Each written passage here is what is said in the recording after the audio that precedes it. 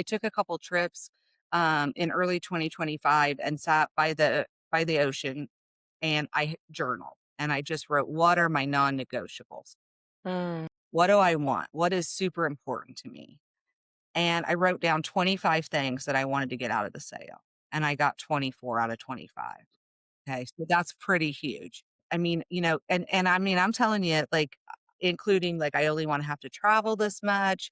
I want unlimited paid time off and holidays. I want, full benefits for my team, all kinds of things. I wanted to make sure that my leadership team that had been with me for 4 or more years, that their kids' college funds were paid for, all of that. Like, I mean, it was it was not a list that was easily achievable. Let's say that. And again, we got 24 out of 25.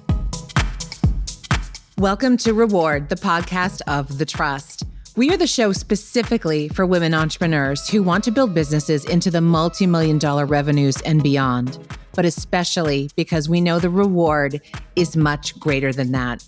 I'm Allie Brown, and I'm excited to introduce you to these diverse female leaders from a variety of industries, women making huge impact and who are unwilling to settle for the status quo. On the web, visit jointhetrust.org to learn more about our modern community for forward-thinking 7- and 8-figure women entrepreneurs. That's jointhetrust.org. See you there. Now, get ready to enjoy this episode's powerful conversation. Elizabeth Burrows, welcome back. Thank you. It's great to be back, Allie. Always good to chat with you and catch up. A lot's happened since we had you on the show. That was about 2 years ago. And, if any of you are listening, we'll link to that show below, but we went into a lot of detail on, how Elizabeth had built the business that she'd always wanted to build. And then last year, you started thinking a little differently about your business and your career and where to take things. And so, I think a great place to start would be maybe the first inkling that you had that, maybe I could sell this company. And maybe that goes way back even. Maybe I didn't, maybe you started with this company with the idea one day this would be a sellable business. So go back, and if you could give a quick recap for the ladies who may not know you. Yeah, well, again, I started a company called Burrows Consulting. I had the opportunity at age 19 to write my first grant and at 26 to start my first federally qualified health center, which are health centers that predominantly serve underinsured and underserved patients of Medicaid or other government assistance. And I had done both of those things early in my career, had amazing opportunities, and I always came back to writing grants and loving creating healthcare access for people that may not have access to healthcare due to my own personal healthcare issues. So I was really passionate about that. So that's what I did. And then I started a company that was able to assist that. We did a lot of grant writing and all the federal paperwork to help people get more money for Medicare and Medicaid. All the stuff that most people hate, but my lawyer background loved it. Can I actually, I have a quick question on that. I'm going to interrupt, and I don't think I've actually asked this before. Can you explain healthcare access, like what someone may not have access to in a lower opportunity area, lower income? I don't know, what's the PC way to say it these days? What do you say? Yeah, Lower. underinsured, uninsured, or Okay. lacking access to care. Yeah. Just So to like give you these are real rural areas without like, I'm in Scottsdale, Arizona. We have like incredible medical facilities, which I've never thought about, but wow, what a, right. we're privileged to have that around us. So there are areas like what types of things could people not access? So, like where I grew up, we had to drive 25 minutes to get the closest doctor or pharmacy. We had no, and mental health was at least 45 minutes to an hour.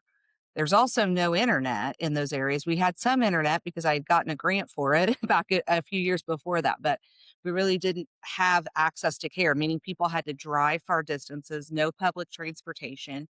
So they can't hop on a bus or subway system.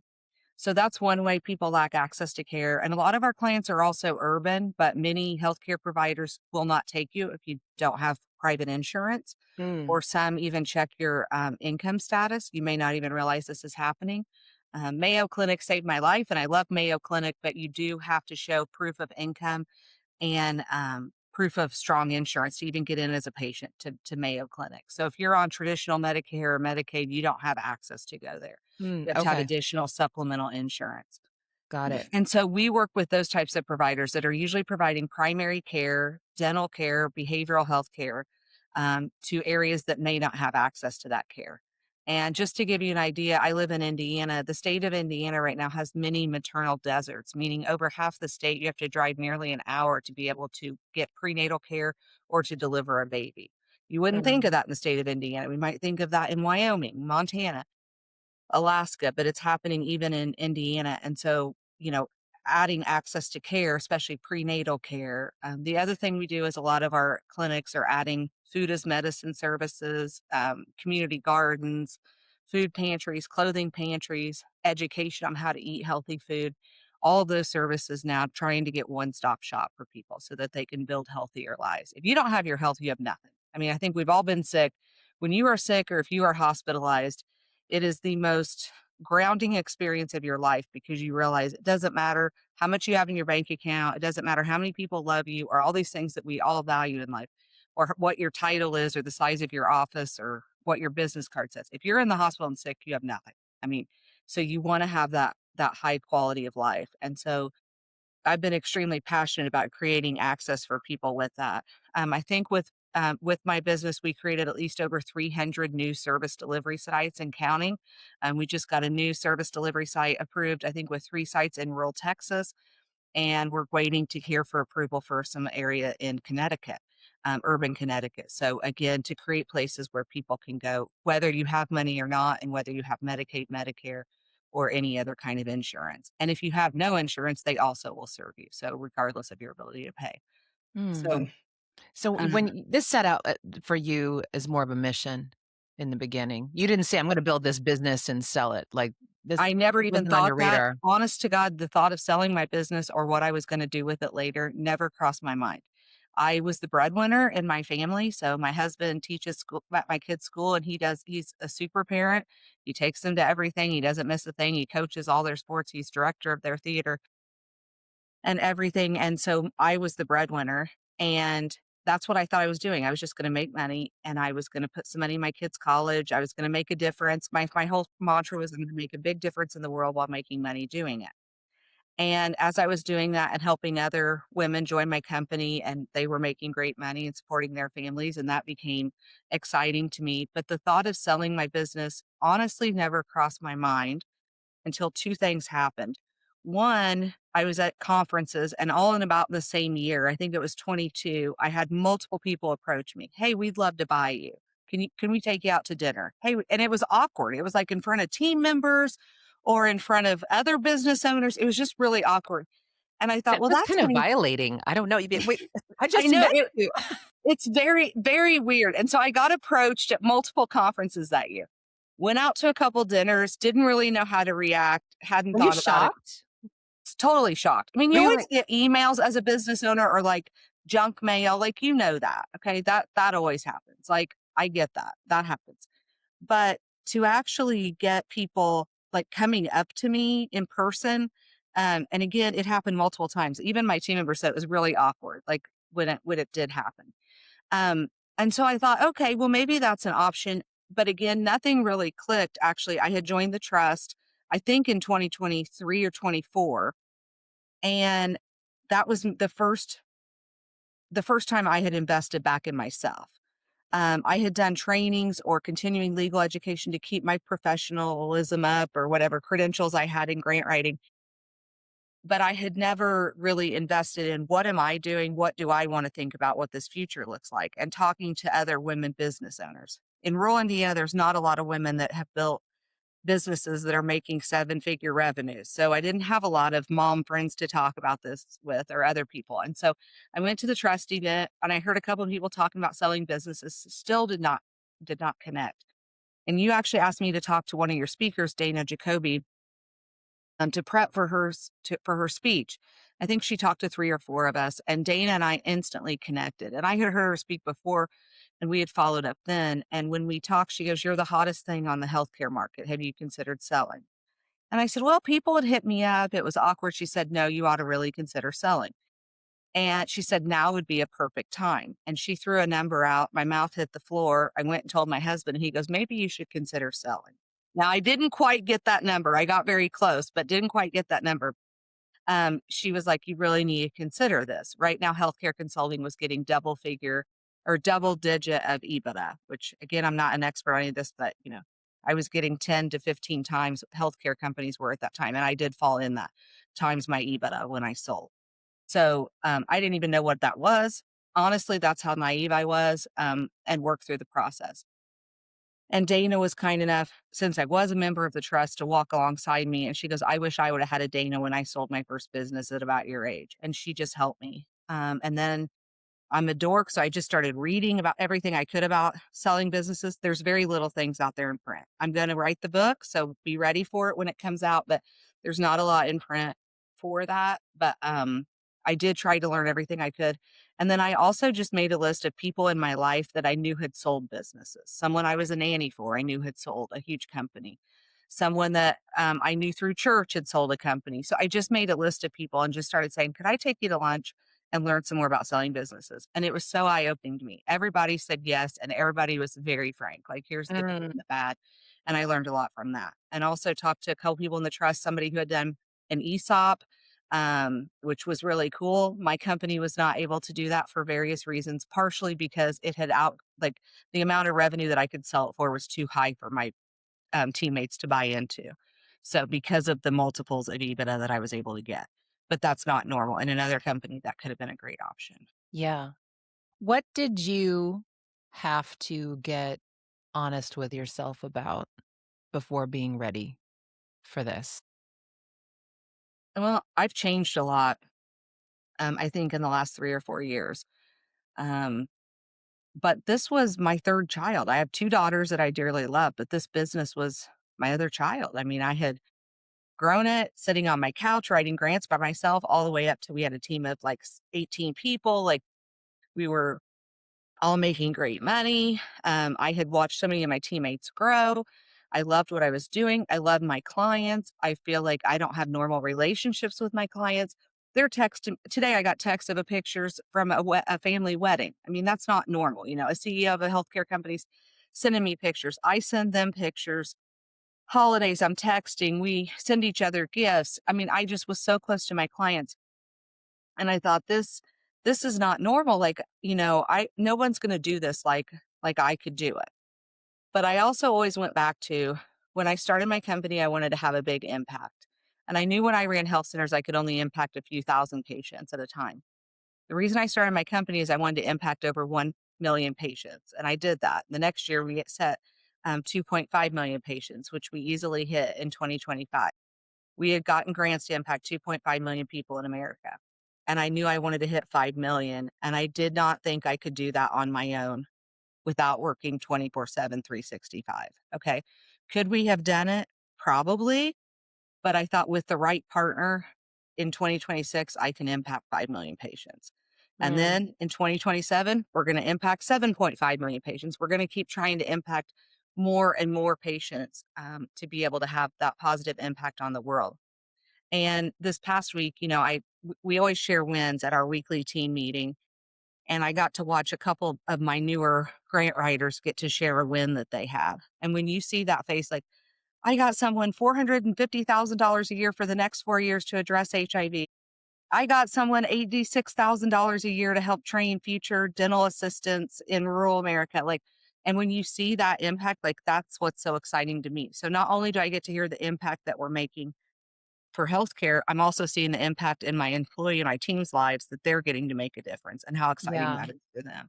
And I know you chose very strategically a buyer you felt you aligned with and would continue that mission. I because I've gotten to know you well, though. I Yeah. just know I know you wouldn't have just been like, "Let me just take the highest offer and get out of And in here." fact, I didn't. I It was didn't take the very original. important to you, like, which is probably why the process, you allowed it to really mature and be at that point that you're like, "This is the organization that is aligned. I know they will continue the mission. I can continue with them for a limited amount of time." Am I right? Yes. Yes. And I don't know if you were in a sorority, Allie, but I equate going through the bidding process to being in sorority recruitment or sorority rush because, you have to put your best foot forward. They're trying to put their best foot forward. You're trying to impress each other, but also be realistic and see if you really are a perfect fit. And, back in college, I found the right sorority and I love that. But in this process, it was the same way. Immediately, I connected with this team that I ended up joining, BMG Health. Immediately, I connected with them. Honestly, I knew nothing about them. There were other buyers that I definitely knew of, two of which that were in the final four or five that had approached me at conferences. Those same people did come through. But, I immediately connected with them. I was excited to see that within their strategic I fit perfectly within their larger company's strategic plan, and I also met with a private equity firm, and they were in it for the right reasons too. So, that was exciting for me. I mean, in the end, right, we're all about profits. Like, let's be honest, we all run businesses. Even if you're in a nonprofit healthcare organization, you still have to create a profit to keep your doors open. But it was great to see that people were excited about creating access to care, were passionate about federally qualified health centers and rural hospitals, just like I was, and want to grow that space and be able to be experts for them.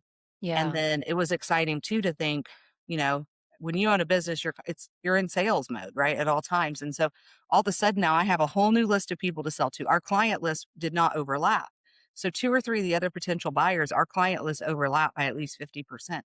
I was Right. really excited about this sale because I think we had like less than 1 or 2% overlap. So it was all new people to sell to. They were also excited about it because it's all new people that my people could buy and cross sell with their additional services.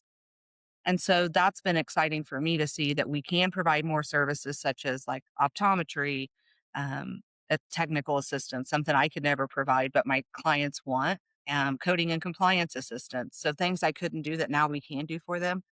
And also, again, I've got much more options for sales and many more warm leads to make the pressure off of always selling from me. Yeah. When many women, especially, you have a lot more of the types of businesses that are very focused on the founder's performance, right? And often that can be a real barrier when you are considering finally selling. Years ago, actually, I was in a process of like, possible acquisition and we were digging deep. And finally, I personally realized like it was just still too much of me. They would still want too much of me. Like it just didn't make sense what I had created. And I created what I had wanted. It was what I wanted, but it wasn't a sellable asset at that time. What did you have to change, if anything? Were you the secret sauce of your business and what you had created? And, how much of that did you have to start really offloading more to team? Talk about that part of the process. Yeah, so a few things. One is I did work with a fellow friend at that I met through the trust on developing all the policies and procedures, checklists, everything. So my whole business had become scalable. So that was exciting. We had worked on all that background so that way they weren't buying me. And it did become obvious with a couple of the other offers. It was almost like they were buying, like they were going to use me. They were buying the person to help with reputation, sales, connections. With the company I selected, though, they recognized the value of my entire leadership team. And so the three people that had been with me the longest all got amazing deals as long as they stay for 2 or 3, 4 years with the company, but that they have amazing stock options and things like that that are life changing for them as well. So that was huge for me. All of my team got a job, also huge for me. And they all got full benefits, like including medical, dental, pet insurance, repayment on education, master's. Like I was like, this is more than what I ever could provide. Wow. But so finding that right partner, I think, is key. And then um, also trying to work yourself out of the business. So I literally had worked myself in 24 and 25.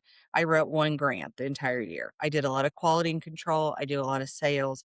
I'm still trying to work myself with this company out of sales and putting more sales on my leadership team, Yeah. working with other people. But I think we have proven what I built was great and I'm really proud of it, but I think it totally is scalable and replicable. I can say with confidence, and we have the scores and the success rates to prove it, I do believe we're the best healthcare grant writers in the country. And I'm super proud of that. And I believe we continue to get better as I add to my team and we make each other better and we work with other clients. We're constantly doing um, plan, do, study, act, performance improvement. So our grant scores continue to get better and better. Good. So you had really already empowered your team, like, that was important to you prior. Super important to me. My team was all women, so now we do work with men now, but my team was all women, and it was really important to me that they all had work life balance. They had a great place to work, that they wanted to feel like they made a difference, that they had autonomy, and again, that was also huge for BMG. Company culture is huge, and they want to be a great place to work, one of the best places to work. So that was a great fit, and I think our team's been really happy about that. Now, if I said it was all perfect, we were all Zoom people and we're switching to Teams and we had to switch email and, switching as I email with still health, don't feel sorry for you, I'm sorry. switching email with healthcare is hard. But, overall, it has been um, really great. And, as we talked about, how did you prepare yourself? I took a couple trips in early 2025 and sat by the ocean and I journal and I just wrote, what are my non-negotiables? Mm. What do I want? What is super important to me? And I wrote down 25 things that I wanted to get out of the sale. And I got 24 out of 25. Okay. So that's pretty huge. I mean, and I mean, I'm telling you, like, including like, I only want to have to travel this much. I want unlimited paid time off and holidays. I want full benefits for my team, all kinds of things. I wanted to make sure that my leadership team that had been with me for 4 or more years, that their kids' college funds were paid for, all of that. Like, I mean, it was it was not a list that was easily achievable. Let's say that. And again, we got 24 out of 25 things. So that's pretty exciting. How has this been personally a huge transition for you?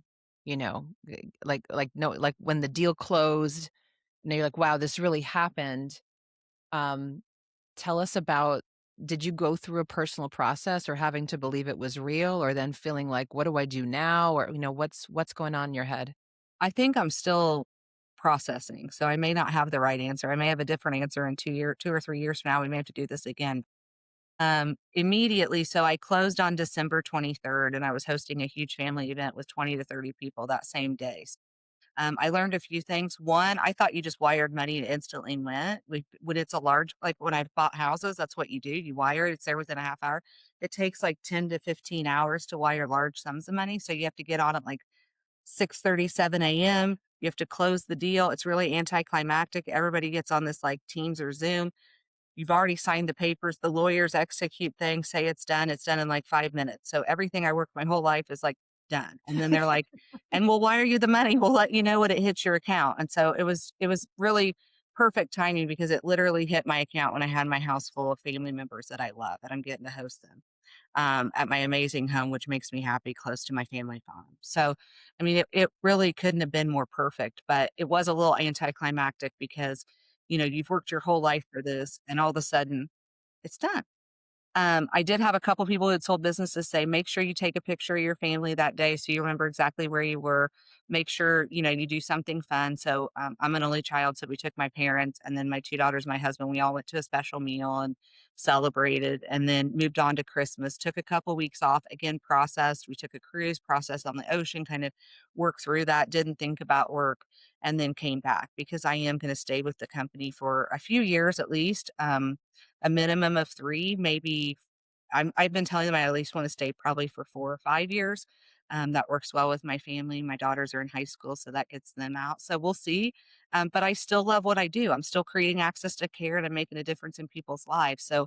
Um, so that's exciting. But again, I still process the thought of, um your mindset has to grow. And I think my mindset has grown a lot as my business has grown, but it's still weird to be like, I mean, I grew up, you didn't order a drink. You got water when you went to restaurants because you couldn't afford a soda or a glass of wine or, well, I can afford anything I want now. So it's like changing that mindset of what is next and what you can do. I had multiple people ask me, so are you buying a new house? I was like, No, I love my house. I am doing a couple of renovations on the house, but, I didn't go and make this huge purchase or anything crazy because I already love the life that I built.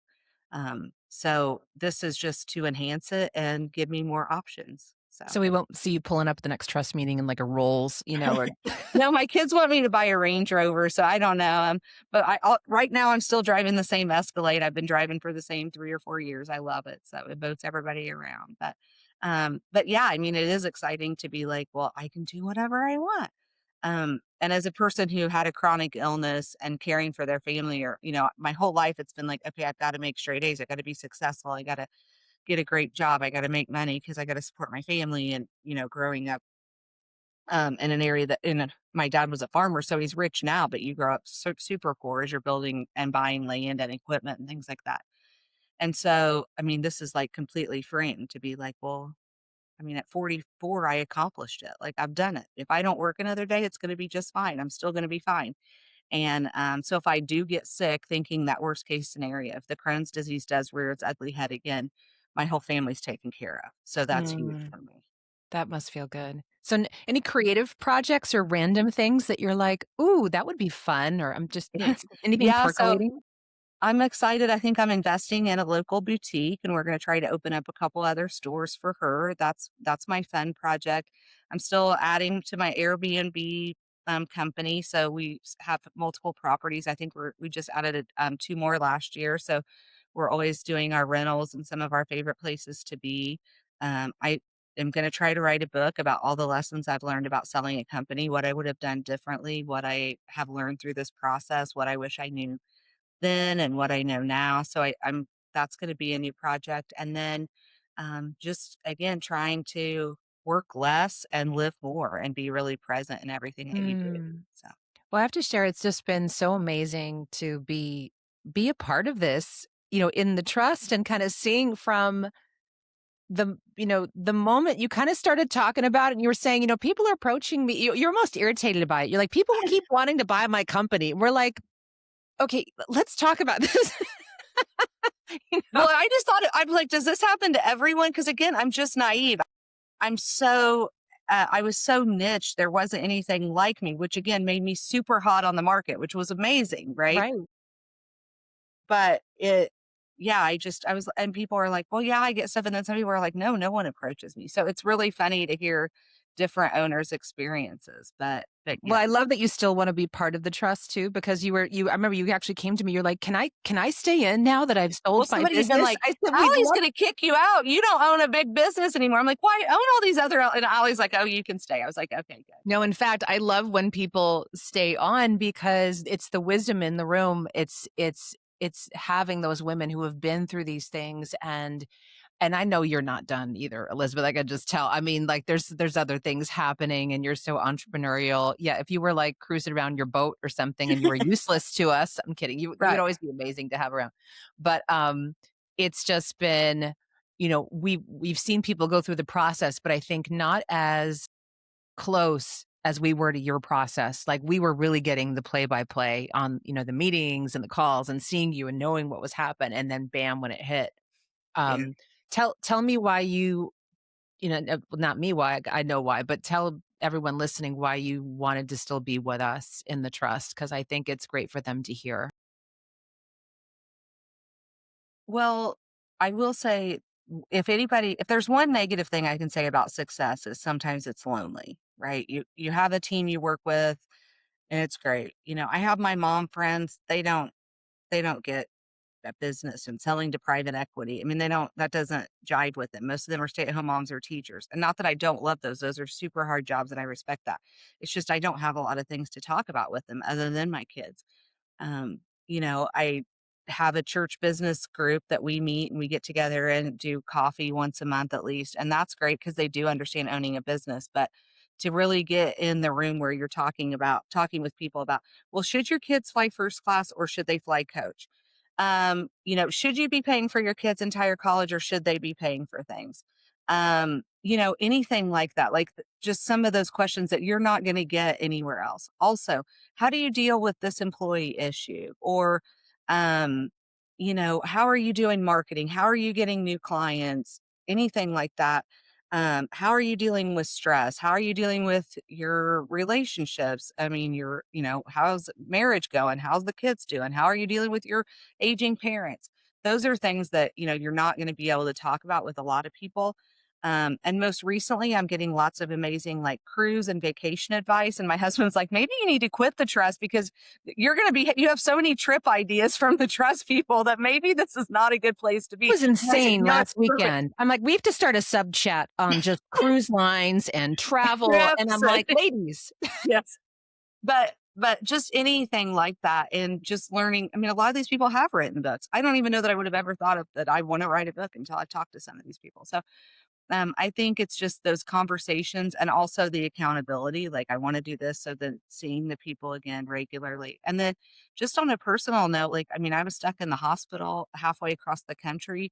One of the members of the trust came and visited me. She was there. She walked me around while I was sick. That's the kind of relationships, like, if you need something, those people are there for you. And I think relationships like that, that really get you as a business owner are almost impossible to find. What is the reward in all of this for you, Elizabeth? Well, there's a lot of rewards.